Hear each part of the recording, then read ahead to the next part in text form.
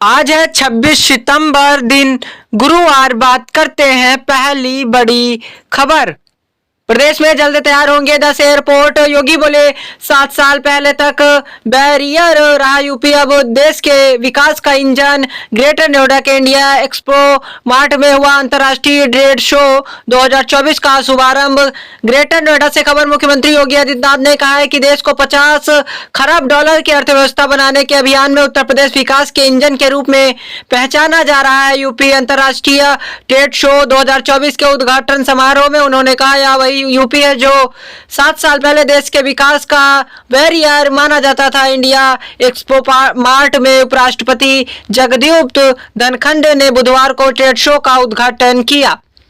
CM योगी ने कहा कि प्रधानमंत्री के आत्मनिर्भर भारत को साकार करने में यूपी अग्रणी भूमिका निभा रहा है। प्रदेश में अभी 11 एयरपोर्ट हैं और जल्द ही 10 एयरपोर्ट बनकर तैयार होंगे। राहुल गांधी की नागरिकता पर हाईकोर्ट ने केंद्र से मांगा जवाब। लखनऊ से खबर। हाईकोर्ट की लखनऊ पीठ ने बुधवार कांग्रेस सांसद राहुल गांधी की नागरिकता को लेकर दाखिल जनहित याचिका पर भारत सरकार से जवाब मांगा है। न्यायमूर्ति राजन रॉय और ओम प्रकाश शुक्ल की खंडपीठ ने आदेश कर्नाटक के सामाजिक कार्यकर्ता एस विघ्नेश शिशिर की याचिका पर दिया। पहले याचिका पर इस दावे के आधार पर दाखिल हुई थी कि याची ने मामले में सीबीआई जांच की भी मांग की है।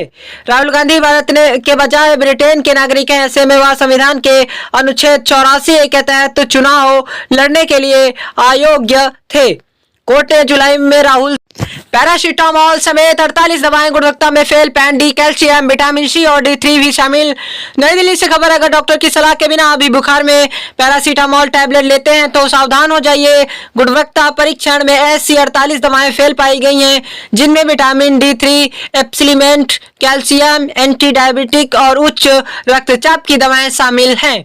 केंद्रीय दवा मानक नियंत्रक संगठन ने नवीनतम दवा चेतावनी सूची में 48 दवाओं को लेकर अलर्ट जारी किया है। गुणवत्ता मानक NSQ पर खरी नहीं उतरी कि ग्लिटिमेटाइड उच्च रक्तचाप की दवा टेक्लिमिस्टक शामिल है। ये दवाएं Hetero drugs, Elmex laboratories, Hindustan antibiotics, Karnataka antibiotics and pharmaceutics, max life pure and cures health care of अन्य की ओर से निर्मित हैं। वहीं हम बात करेंगे अगली खबर। दैनिक वन श्रमिकों को मिलेंगे न्यूनतम 18,000 रुपए वेतन। 10 वर्ष या उससे ज्यादा से कार्यरत 3,209 कर्मचारी होंगे लाभान्वित।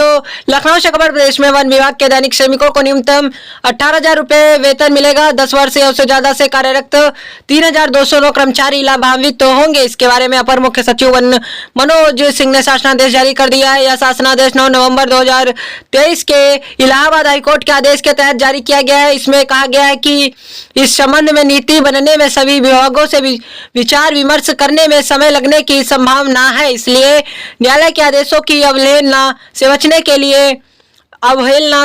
के लिए यह आदेश जारी किया जा रहा है। सभी से तत्काल इस राशि को दिया जाना सुनिश्चित करेंगे। दैनिक श्रमिकों को कार्यरत बजट के आधार पर प्रभागीय वनाधिकारी DFO रखते हैं। वहीं बात करेंगे अगली खबर। अब खंड शिक्षा अधिकारी भी बन सकते हैं। GIC के प्रधानाचार्य शासन ने बनाई पदोन्नति की नियमावली स्वीकृति के लिए UPPSC को भेजा। प्रयागराज से खबर। बेसिक शिक्षा विभाग ने तैनात खंड शिक्षा अधिकारी BO भी अब पदोन्नत होकर राजकीय इंटर कॉलेज GIC के प्रधानाचार्य बन सकते हैं। इसके लिए शासन ने नियमावली तैयार कर दी है। उसे स्वीकृति के लिए उत्तर प्रदेश लोक सेवा आयोग UPPSC को भेजा है। राजपात्रिक होता है। इसके लिए 50% सीधी भर्ती से भरे जाते हैं। प्रधानाचार्यों की भर्ती PCSJ के साथ होती है और ग्रेड पे 5,400 का होता है। इसके लिए अलावा 50% पदोन्नति से भरे जाने का नियम है, लेकिन पिछले एक दशक से यह विवादित है। बेसिक शिक्षा इसलिए पदोन्नति प्रक्रिया ठप है। वहीं बात करेंगे अगली खबर। विधानसभा उपचुनाव में सपा कांग्रेस का गठबंधन खटाई में। लखनऊ से खबर। विधानसभा उपचुनाव में सपा और कांग्रेस का गठबंधन खटाई में पड़ता दिख रहा है। मध्य प्रदेश और हरियाणा में सीटें न मिलने से सपा भी यूपी में साझेदारी के लिए तैयार नहीं बताई जा रही है। वैसे भी सपा के कुछ रणनीतिकार मानते हैं कि विधानसभा चुनाव में कांग्रेस के साथ साझेदारी के दूरगामी परिणाम उसके हित में नहीं होंगे।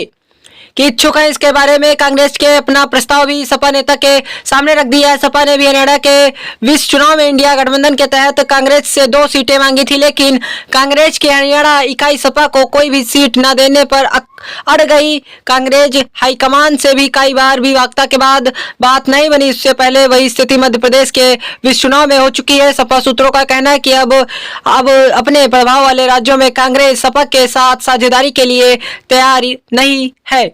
वही हम बात करेंगे अगली खबर। स्कूली छात्रों के अपार आईडी बनने की प्रक्रिया शुरू। लखनऊ से खबर। प्रदेश के परिषदीय व माध्यमिक विद्यालयों में पढ़ रहे बच्चों की ऑटोमेटेड पार्मेंट्स एकेडमी अकाउंट रजिस्ट्री अपार आईडी बनाने की प्रक्रिया तेज कर दी गई है। 12 अंकों की इस आईडी में जहां बच्चों की जानकारी पूरी होगी, वहीं आगे चलकर उनके डॉक्यूमेंट वेरिफिकेशन की प्रक्रिया भी आसान हो जाएगी। वहीं हम बात करेंगे अगली खबर।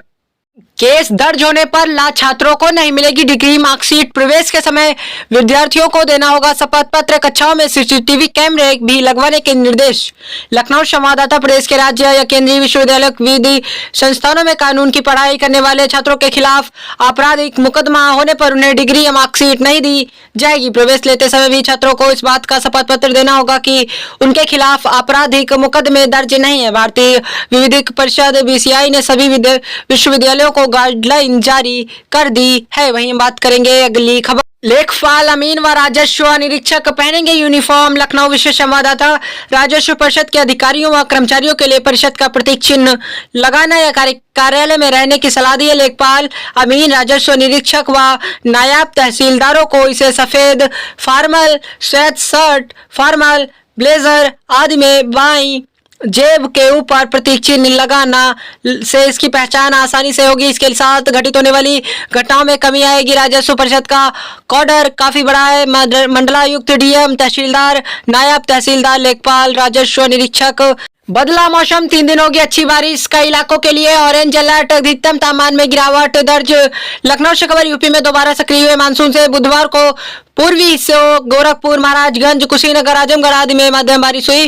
पूर्वा हवाओं की वजह से कई क्षेत्रों में अधिकतम तापमान में भी गिरावट दर्ज की गई। मौसम वैज्ञानिक के मुताबिक 26 से 29 सितंबर के बीच प्रदेश के विभिन्न इलाकों में गरज चमक के साथ भारी बारिश के आसार है। इसको मद्देनजर ऑरेंज अलर्ट भी जारी किया गया है। बुधवार को शाहजहांपुर में सर्वाधिक 18 मिमी बारिश दर्ज की गई। बरेली में 7.1 मिमी, बलिया में 6.1, प्रयागराज में 5.2 और मिमी, सुल्तानपुर में 2.6 मिमी बारिश रिकॉर्ड की गई। वहीं कन्नौज, अमेठी, प्रतापगढ़, जौनपुर, मथुरा, अलीगढ़, बुलंदशहर और मुरादाबाद आदि इलाकों में भी बारिश बूंदाबांदी हुई। वरिष्ठ मौसम वैज्ञानिक अतुल कुमार सिंह के मुताबिक नए विकसित वेदर सिस्टम के असर से बृहस्पतिवार को प्रदेश के बाकी हिस्सों में भी हल्की से मध्यम बारिश के आसार है। इसके बाद से पूर्वी उत्तर प्रदेश की रोजाना की खबरों से अप टू डेट रहने के लिए यूपी न्यूज अपडेट चैनल को सब्सक्राइब करें, वीडियो को लाइक शेयर जरूर करें और घंटी का बटन दबाना बिल्कुल भी ना भूलें। धन्यवाद।